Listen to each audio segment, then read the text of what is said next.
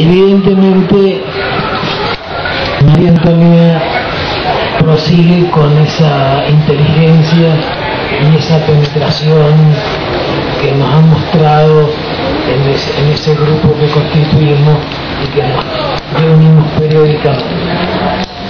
Así que la felicito por cuanto ha dicho y por la profundidad de todo lo que ella piensa y dice.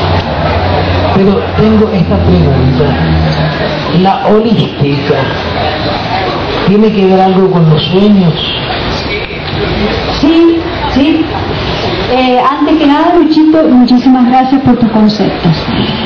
La holística, que viene del griego holos, que significa totalidad, abarcar todo, obviamente tiene que ver con los sueños, porque también incluye los sueños, qué son, cómo se producen, cómo es el proceso del sueño, que no es tanto como dicen los psicólogos, psiquiatras, han quedado hasta un cierto plano nada más. La cosa es mucho más profunda.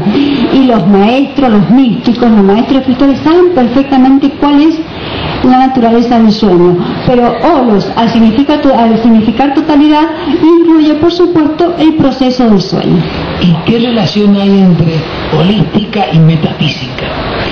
Bueno, como la holística incluye, no es lo mismo, no son sinónimos, pero como la holística incluye todo, la metafísica estaría dentro de la ciencia holística.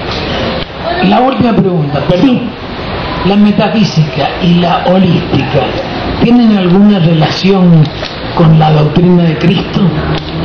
Sí, por supuesto, porque Cristo, como uno de los grandes iniciados, uno de los tantos iniciados que pisó la humanidad en sus diversas épocas, obviamente que esa doctrina cristiana está dentro de lo que llamamos ciencia holística, o sea, la engloba, forma parte de ella, ¿sí? Forma parte de ella. En la ciencia holística no descartamos ningún conocimiento que ayude al ser humano a elevarse como ser humano. Entonces, cada uno elegirá el camino que más le gusta, porque tiene que ver con el temperamento y la personalidad. Por eso, al que le vibra la línea de Cristo, bienvenido sea, porque es una línea de sabiduría. Y está dentro de lo que yo llamo ciencia holística, la ciencia holística que incluye todos los demás conocimientos, inclusive la doctrina cristiana.